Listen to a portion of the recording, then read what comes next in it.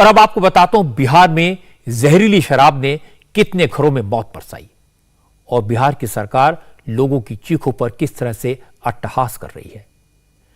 बिहार में जहरीली शराब अब तक 65 लोगों की जान ले चुकी है। पहले सिर्फ छपरा से मौत की खबरें आ रही थी, लेकिन आज सीवान से भी मौत का तांडव दिखाई देने लगा। एक साथ चिताएं चल रही हैं, घरों में मातम है, परिवार वाले बिलख रहे हैं, लेकिन बिहार के मुख्यमंत्री नीतीश कुमार ने आज फिर ठाका लगाकर कहा, कोई शराब पीकर मरता है तो मरे, सरकार कोई मुआवजा नहीं देगी। घर घर जाकर कहेगी, देखो पीता था मर गया, जो पिएगा वो मरेगा। लोगों की चीख पुकार और नीतीश कुमार की हंसी देखकर दुख हुआ। हैरानी की बात यह कि नीतीश कुमार ये तो कह रहे हैं कि जो गंदी शराब पिएगा वो मरेगा, लेकिन ये नहीं बता रहे कि शराबबंदी के बाद भी जहरीली शराब लोगों को कैसे मिली। ये किसकी गलती है? शराब कहां से आई?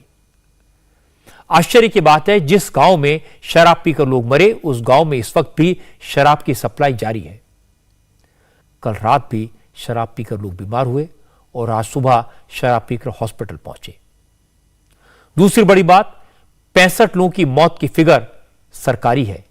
हकीकत में कितने मरे कोई नहीं जानता, क्योंकि सरकार और पुलिस मौत का आंकड़ा छुपा रही है। लोगों को डरा धमकाकर बिना पोस्टमार्टम के शवों का अंतिम संस्कार कराया जा रहा है। मेरे पास इसका सबूत है। आज हमारे संवाददाता नीतीश चंद्र भी छपरा के बहरोली गांव गए। सबसे ज्यादा मौतें इसी गांव में हुई हैं। यहां नीतीश को संतोष राम नाम का लड़का मिला। संतोष के पिता की मौत जहरीली शराब पीने से हुई।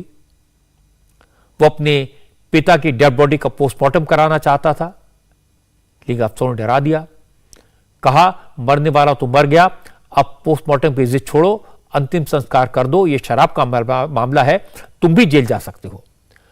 अफसरों ने संतोष से कहा कि वो लोगों से यही कहें कि पिता की मौत ठंड लगने की वजह से हुई। पहले भी कभी कभी पीते थे, उस दिन भी पी रखे थे और पीने की वजह से ही हुआ। कोई मौका नहीं मिल पाया, ऐसा अटैक किया कि 10-5 मिनट में उनकी देहांत हो गई। तो पोस्टमार्टम कराया आपने? जी, मैंने कोशिश किया कि आखिर ना तबीयत खराब था ना कुछ ऐसा हुआ, तो आखिर मैंने जानने की कोशिश किया कि आखिर क्यों ऐसा हुआ। हमने थोड़ा घबरा भी गया था उस समय। कुछ अधिकारी आए थे और बोल रहे थे कि सादे ड्रेस में थे। बोले नहीं नहीं, कहा तुम्हारे माँ बाप रो रहा है, ये है वो लफड़ा शूटिंग करोगे, से अपना जो क्रियाक्रम है वो कर दो। अब तो जो होने वाला था वो तो हो गया, अब क्या चिराई घर भेजोगे, पोस्टमार्टम कराओगे, ये होगा वो होगा। और नहीं तो दारू की मामला है, तुम जेल भी जा सकते हो। तो अब ये 13 तारीख की घटना है, करीबन 2 बजे की बात है। तो ये भी क्या बताया उन लोगों ने कि मौत की वजह क्या बतानी है तुमको जब लोग पूछेंगे? बोले कि नहीं, दारू वारू की बात मत, ठंडा था, सुबह ठंडा था 13 तारीख को, हो सकता है ठंड की वजह से मर गए हैं। दारू वारू की बात नहीं है, दारू बोलना भी मत, नहीं तो जेल चले जाओगे। हाँ, तुम अपना पिताजी के संस्कार जो भी क्रियाक्रम है वो कर दो। और हमने भी ऐसा ही किया। तो आपके गांव में कितने लोगों की मौत हुई आपके घर के आसपास? हमारे घर के आसपास में 3 लोगों के, जिसमें से एक मेरे पिताजी हैं। 3 में से पोस्टमार्टम कितने का हुआ? वो ओनली 1 का हुआ है। तो बाकी 2 जो थे उनको पोस्टमार्टम नहीं करने दिया गया, रोका गया? हमारे पिताजी को रोका गया है। और जो दूसरा है हरिंदर राम, वो तो अस्पताल में एडमिट थे और एडमिट होने के बाद भी वो वहीं पे डेट कर गए और उनको भी नहीं पोस्टमार्टम के लिए भेजा गया। उनको ना कोई रिसीविंग मिला, ना कोई एडमिट का कोई कागज वगज है, उनको भी बॉडी ऐसे ही दे दिया गया। अस्पताल में मौत के बाद भी पोस्टमार्टम नहीं हुआ? नहीं हुआ है, बॉडी उन लोगों को भी ऐसे ही दे दिया गया। सोचिए उस बेटे पर क्या बीती होगी जिसके घर में पिता की लाश है। वो जानता है पिता की मौत जहरीली शराब से हुई और पुलिस कह रही है कह दो पिता ठंड लगने से मर गए। बिना किसी को बताए, बिना देर के अंतिम संस्कार कर दो, वरना तुम भी जेल पहुंच जाओगे। संतोष का दावा है कि गांव में जहरीली शराब से 3 लोगों की मौत हुई, लेकिन 2 डेड बॉडीज बिना पोस्टमार्टम की जला दी गई। और ये इस तरह का अकेला मामला नहीं है। हुसैनपुर गांव के सुरेंद्र सिंह मौत की जहरीली शराब से हुई, लेकिन पुलिस ने सुरेंद्र का पोस्टमार्टम नहीं होने दिया। सुरेंद्र के भाई नागेंद्र ने बताया कि पुलिस ने शराबबंदी कानून का डर दिखाकर अंतिम संस्कार करवा दिया। वहां हो रहा है कि जहरीला दारू पीने से लोग मर रहे हैं। थाना आता है और थाना डरा देता है कि फंस जाओगे। उसके बाद में एक आदमी से पैसा भी लिया है 1000 रुपया कि जल्दी जल्दी ले जाओ, 1000 रुपया भी लिया है। और उसके बाद में वो बता रहा था कि हमसे 1000 रुपया भी लिए और बोले कि आपके जो परिजन मरे हैं, हाँ, इनके साथ क्या हुआ? थाना का व्यवहार क्या रहा? थाना का व्यवहार इनके साथ ये रहा कि सुबह से फोन किया जा रहा है कि ऐसा ऐसा कांड हुआ है, आप आइए, लेकिन थाना बोलते हैं कि हम नहीं आ सकते हैं। आखिर आप लाश जला दीजिए। मतलब आप लोग के ऊपर भी प्रशासनिक दबाव बनाया गया?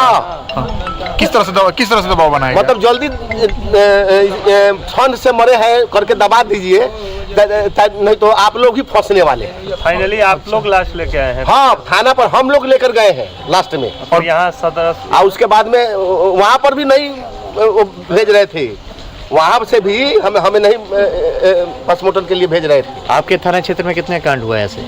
थाना क्षेत्र का छोड़िए, हमारे हुसैनपुर पंचायत में 12 है। आपके परिजन की मौत कैसे हुई? क्या सिम्टम इनके अंदर दिखा? दारू पीकर इनको चक्कर आया, उल्टी आया। हाँ। ठीक है, आंख से दिखाई नहीं देने लगा। हाँ। तो अब ये बताएं। अब ये बातें सुनकर तो लगता है कि सरकार मौत के आंकड़े छुपा रही है, फिगर्स को कम करके बता रही है। मरने वालों की संख्या 65 से कहीं ज्यादा हो सकती है। हैरानी की बात है कि छपरा के बशरक गांव में जहरीली शराब से कई लोग मरे हैं, लेकिन इसके बाद भी इस गांव में जहरीली शराब की सप्लाई जारी है। कल रात गांव के कुछ और लोगों ने शराब पी, कुछ और लोग हॉस्पिटल पहुंच गए। दारू कौन बेच रहा था? हमारे गांव से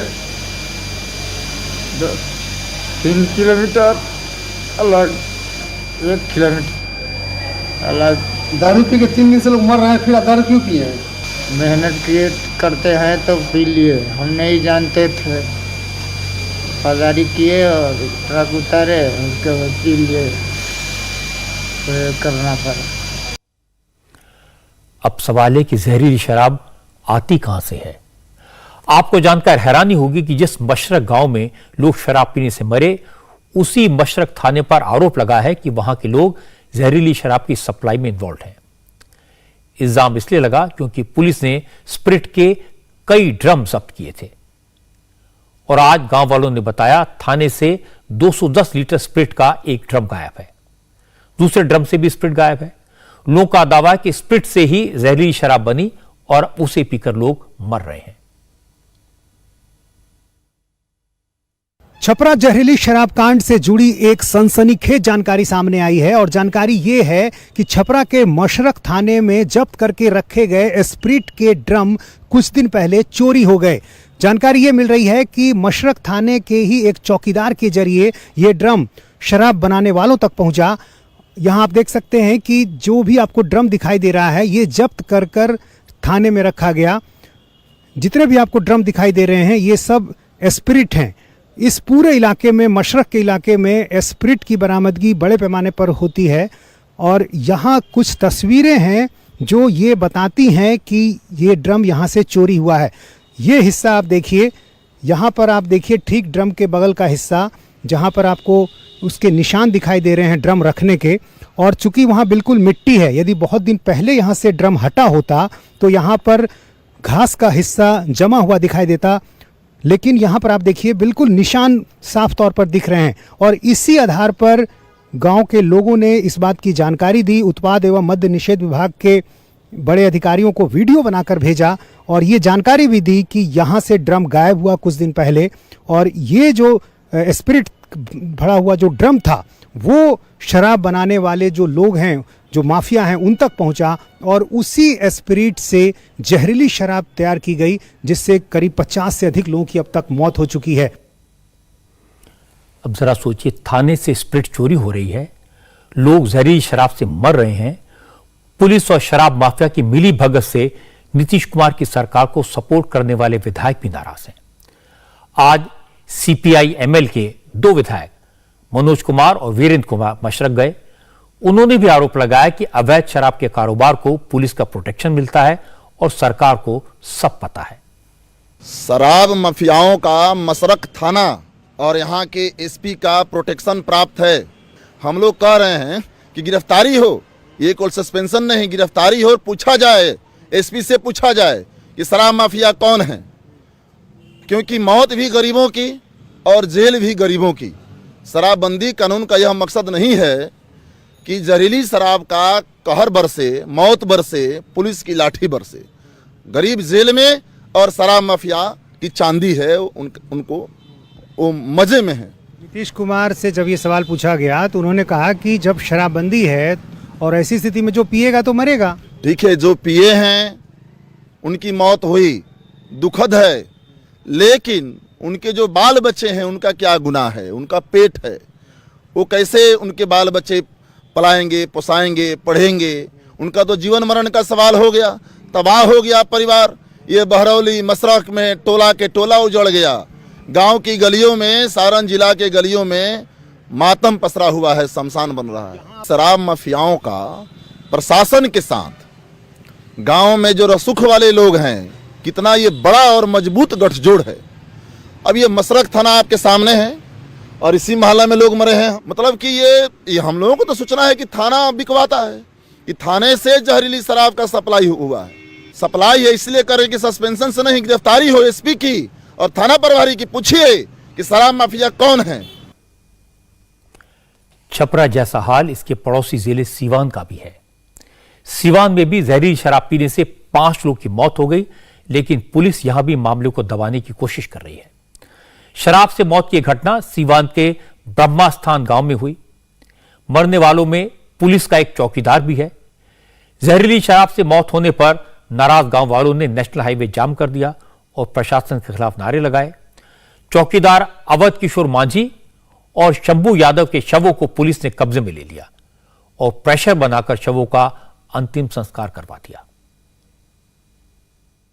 क्या पुलिस ने अंतिम संस्कार के पहले पोस्टमार्टम वगैरह करवाया आप लोग का? कुछ भी नहीं, प्रशासन ने वहाँ आया और वो प्रशासन बोल रहे थे कि चौकीदार जो है उसको लाश को कहीं गड्ढे में फेंक दो, नहीं तो बात बिगड़ जाएगी, मीडिया वाले आ जाएंगे और बात बढ़ जाएगी। इसीलिए वो 2 बच्चे थे उसमें एम्बुलेंस में, उनको जहाँ तहाँ ले जाकर नाले पोखड़े में, नदी में बोले रहे थे कि उसको फेंक दो। पब्लिक ने बिगड़ गया, वो लाश को गाड़ी को पकड़ के हम लोग लेकर आए और वहाँ से जो रास्ता जाम किए थे वहाँ प्रशासन और लोग जो बोले थे सब छोड़वा दिए कि लेकर जाइए, पोस्टमार्टम नहीं होगा। वहाँ घर पर आए, फोटो वोटो लिए, बोले कि उनका अंतिम संस्कार कीजिए। जब पुलिस अफसरों से इस पर जवाब मांगा गया तो उन्होंने क्या कहा, ये भी सुनिए। क्या ये सब एक ही आसपास के रहने वाले लोग हैं? वो सब जांच की जा रही है, अभी पूरा पता नहीं चल पाया है। पता चल पाया कि ये कहाँ से इन लोगों ने शराब ली थी, कहाँ से? शराब की कोई पुष्टि नहीं हुई अभी। नहीं, लेकिन जो मशरक का इलाका है यहाँ से बिल्कुल सटा हुआ है और वहाँ भी इसी तरह से जो मौतें हुई हैं, तो कहा जा रहा है कि यहाँ भी वही शराब की खेप पहुंची थी क्या? ना, ऐसी कोई पुष्टि नहीं हुई अभी, जांच की जा रही है सबसे। ये बात तो पुलिस उस मामले में भी कह रही थी कि कोई पुष्टि नहीं हुई है और मामले को ढकने की कोशिश हो रही थी। ऐसी कोई बात नहीं, जांच चल रही है सब चीज। तो आप लोगों ने क्या छानबीन की है? क्या इस इलाके में शराब लोग कहते हैं खुलेआम मिलती है? ना, ऐसा बात नहीं है, सब गलत बात है, कहीं शराब नहीं मिलती है, सब जांच चल रही है। आप लोग इस इलाके में अक्सर गश्ती करते होंगे, तो क्या जानकारी मिलती है आप लोग को? खुलेआम शराब कैसे मिलती है? कहीं शराब कहाँ मिल रही है, हम लोग तो सब वेट कर रहे हैं। ज्यादा पुलिस की भूमिका पर ही सवाल उठ रहे हैं कि आखिर पुलिस मूली हुई है, पुलिस करती चलिए आप आगे रहिए ना। पुलिस अफसर कह रहे हैं कि कहीं जहरीली शराब नहीं मिल रही, लोग कैसे मरे, उन्हें शराब कहां से मिली, ये सब जांच का विषय है, किसी बात की पुष्टि नहीं हुई है। असल में जो रवैया पुलिस का है वही सरकार का है। बिहार में पिछले दिनों जहरीली शराब से हुई मौतें और उस पर सरकार का रवैया बहुत सारे सवाल खड़े करता है। क्या बिहार में सरकार की नीति यह है कि जहरीली शराब बिकती है तो बिकती रहे? क्या बिहार के मुख्यमंत्री चाहते हैं कि शराब पीकर लोग मरते हैं तो मरते रहें? पुलिस जहरीली शराब को रोकने में नाकाम है या पुलिस शराब माफिया के साथ मिली हुई है? कच्ची शराब पीकर मरने वालों की संख्या किस बात की तरफ इशारा करती है? कल मैंने आपको फिगर्स बताई थी कि शराबबंदी के बावजूद बिहार में कितनी बड़ी तादाद में नकली शराब बिकती है। ऐसा लगता है जैसे शराब की नदियां बह रही हों। तो क्या शराबबंदी फेल हो गई है? क्या नीतीश कुमार इस बात पर सिर्फ इसलिए अड़े हुए हैं कि वो शराबबंदी को इशू बनाकर अगले चुनाव में वोट मांगना चाहते हैं? आज विधानसभा के अंदर उन्होंने ये बात दोहराई और खास बात यह है कि वो अपनी बात जिस अंदाज में कह रहे थे, जिस तरह से लोगों की मौत पर हंसते दिखाई दिए, वो जहरीली शराब से मरने वालों के परिजनों के जख्मों पर नमक छिड़कने जैसा है। हम लोग तो बार बार कह रहे हैं कि पिएगा तो मरेगा अगर शराब पीने से। और किस चीज से मरा है? अगर शराब पिया और गंदा शराब पिया, मर गया, उसको हम लोग मदद करेंगे? सवाल ही पैदा नहीं होता है। ये तो इतनी गंदी बात है। और अगर आप लोगों में से कोई इस बात को सोचता है तो आप कहिए कि शराबबंदी को बंद कर दीजिए। ये कोई तरीका है ऐसा? मुझको तो आश्चर्य होता है। मुझको तो आश्चर्य होता है कि अगर इसमें कहे कि अगर कोई गंदा शराब पीने से, जहरीली शराब पीने से मर गया तो उसको हम लोग मदद करेंगे। तब तो इसका मतलब शराबबंदी खत्म कर दीजिए। शराब पीने वाले को मदद किया जाता है। अरे शराब गंदा पिया, पता चल गया ना कि तुम पीते हो और कभी तुमको जहरीली मिल जाएगा तो मर ही जाओगे। यही तो बात है। ये मेरा कहा हुआ है।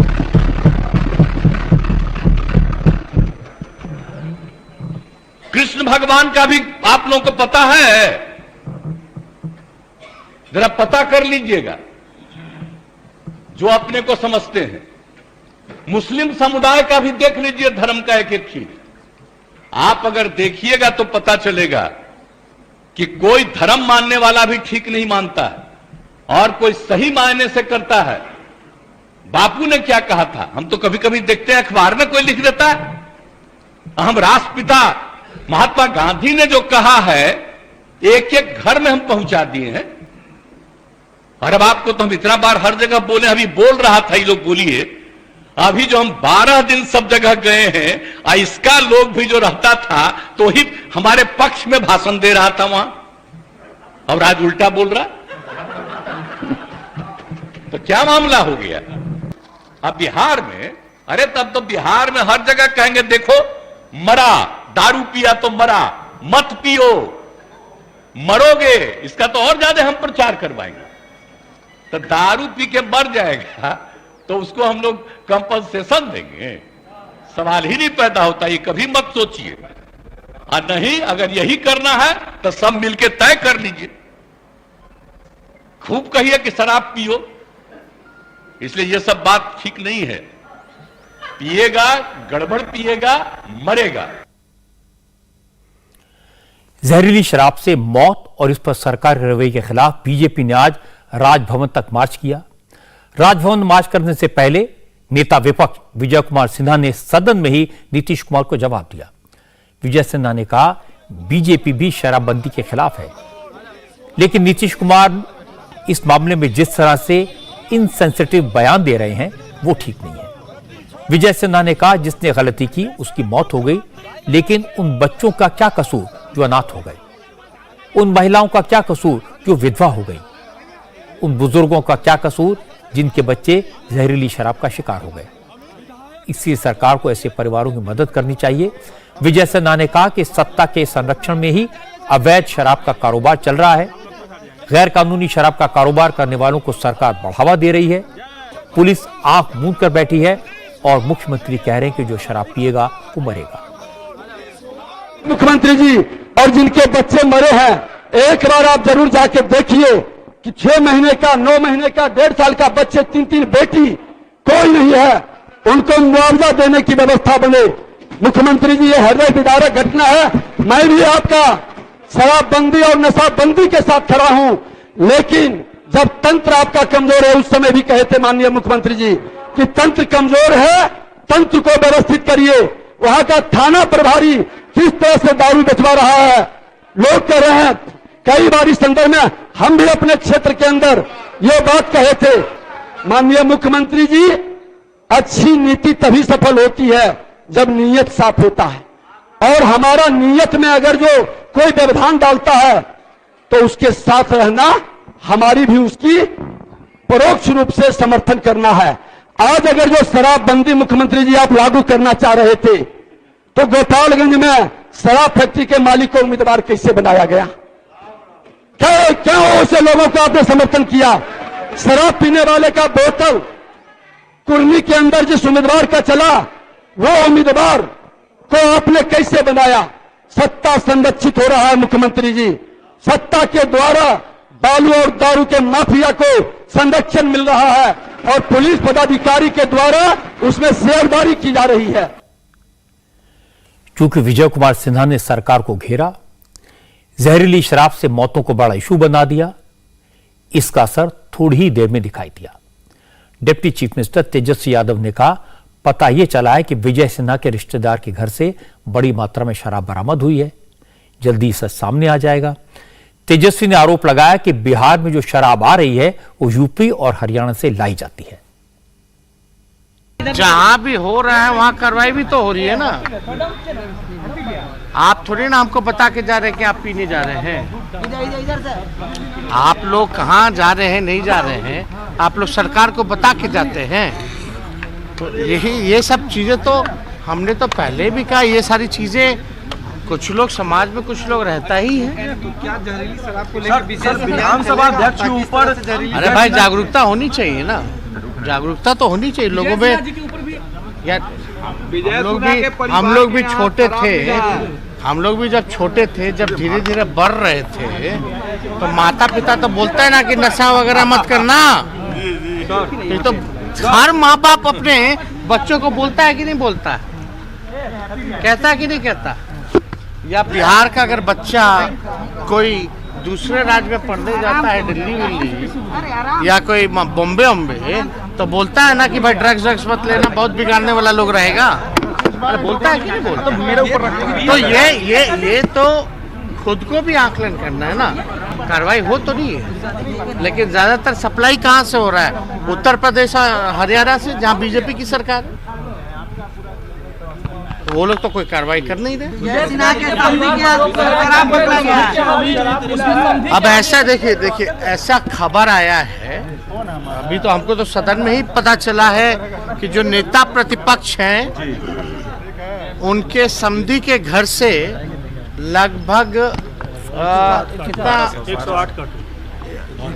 108 कार्टून दारू के बोतल, यानी लगभग 1100-1200 शराब के बोतल जो है वो बरामद किए गए।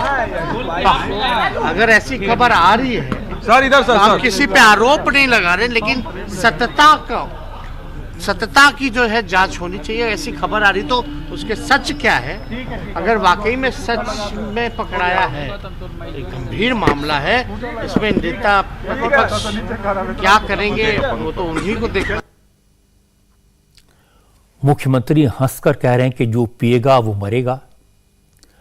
वो तो बार बार यही कहेंगे, लेकिन अब लोग कह रहे हैं कि जो पिएगा वो तो मरेगा और जो जहरीली शराब बिकवाएगा वो फलेगा फूलेगा। ये सही है कि शराब नुकसान करती है, ये सही है कि लोगों को शराबबंदी के कानून का पालन करना चाहिए, लेकिन मुख्यमंत्री ये कहकर नहीं बच सकते कि जो पिएगा वो मरेगा। क्या शराबबंदी को लागू करना उनकी सरकार की जिम्मेदारी नहीं है? क्या जहरीली शराब की सप्लाई को रोकना, गुनहगारों को पकड़ना सरकार की जिम्मेदारी नहीं है? क्या पुलिस और शराब माफिया के गठजोड़ को तोड़ना नीतीश कुमार की जिम्मेदारी नहीं है? नीतीश कुमार कोई नए नेता नहीं है, बरसों से बिहार पर राज कर रहे हैं, सारी सच्चाई जानते हैं। नीतीश कुमार जो बोल रहे हैं, जिस तरह से हंस रहे हैं, वो उनकी सोची समझी रणनीति है। वो शराबबंदी को एक इमोशनल और सोशल इशू बनाकर चुनावी मुद्दा बनाना चाहते हैं, वोट बटोरना चाहते हैं, लेकिन लोगों की मौत पर हंसना, मौत का मजाक बनाना, ये किसी मुख्यमंत्री को शोभा नहीं देता।